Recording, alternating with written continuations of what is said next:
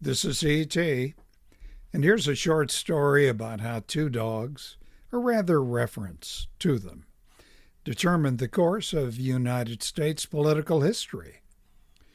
This is Fala, a Scotch Terrier.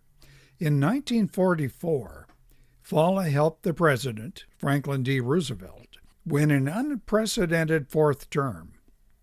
And this is Checkers. Checkers was a Cocker Spaniel, and in 1952, he helped rescue Richard Nixon's political career. Let's look at Fala.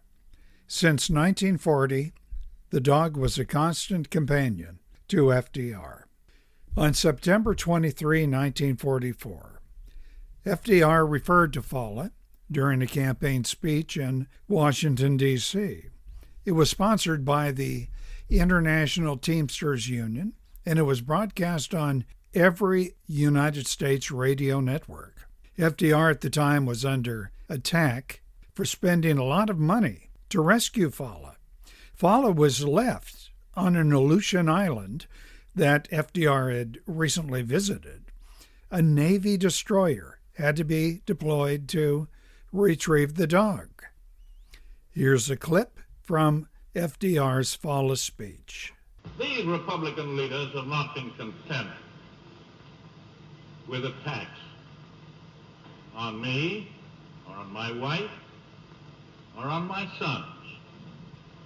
They now include my little dog, Fala.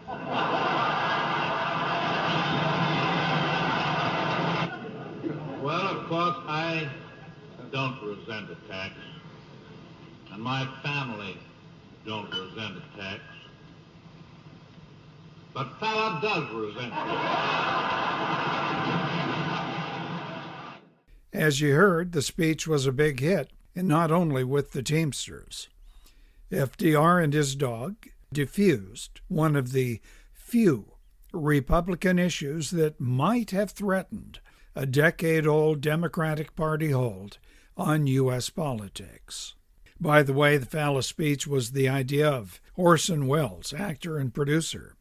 Welles ad-libbed this piece in front of Roosevelt. Roosevelt told his writers, and, well, you heard the results. Checkers, the Cocker Spaniel, came to public notice when Richard Nixon, then a senator and Dwight Eisenhower's Republican vice presidential candidate, introduced the dog as a kind of verbal prop. That was in a September 1952 fund speech. Nixon had been accused by Democrats of profiting illegally from a so-called secret fund that had been set up by California donors.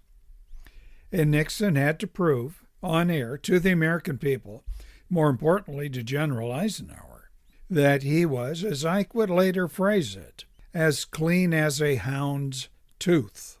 Senator Nixon's September 22, 52 speech was broadcast out of a TV sitcom studio that was situated in Los Angeles' El Capital Theater. It was heard and seen over radio and TV by the largest ever broadcast audience.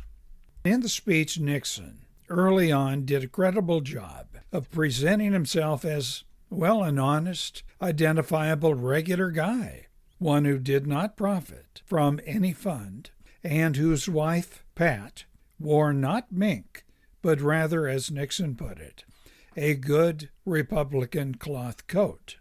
But to solidify that image of Senator Nixon as every man's next-door pal, Nixon had to do something else. He introduced Checkers, and here's a clip from what is now remembered as the Checkers speech. One other thing I probably should tell you, because if I don't, they'll probably be saying this about me too.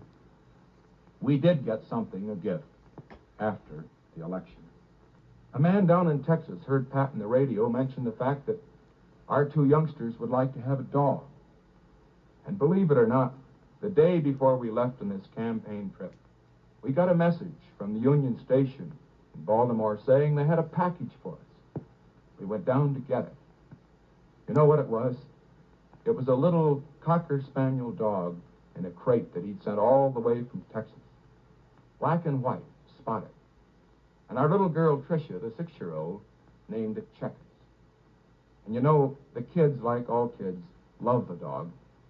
And I just want to say this right now, that regardless of what they say about it, we're going to keep him. That speech was a huge success. Yeah, it was a bit maudlin. But Nixon remained on the ticket and went on as a Republican to win twice the vice presidency and the presidency. So what happened later to the dogs? Checkers lived with the Nixons until he died. I think it was 1964, and he would have been, about 13. Although it's been reported that Checkers was not very close to Nixon, but he was a favorite for the Nixon children. Fala was much closer to President Roosevelt, and it was reported that on April 12 of 1945, this is about a year after the Fala speech. Well, on that day in April, FDR died at his Warm Springs, Georgia residence. And Fala appeared to understand that he'd lost his master. Here's what Jim Bishop, historian, wrote about the account, and I'm quoting. Fala had been dozing in a corner of the room, and for a reason beyond understanding, he ran directly for the front screen door, and he knocked his head against it. The screen broke, he crawled through, and ran snapping and barking up into the hills.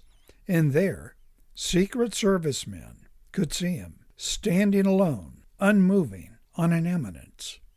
And this leads to the quiet question, do dogs really know? Unquote. Well, that's it. If you enjoyed this story, hit the thumbs up icon, subscribe to this channel, tap the bell icon. You'll be notified of new uploads, and type in your comments below. Thank you.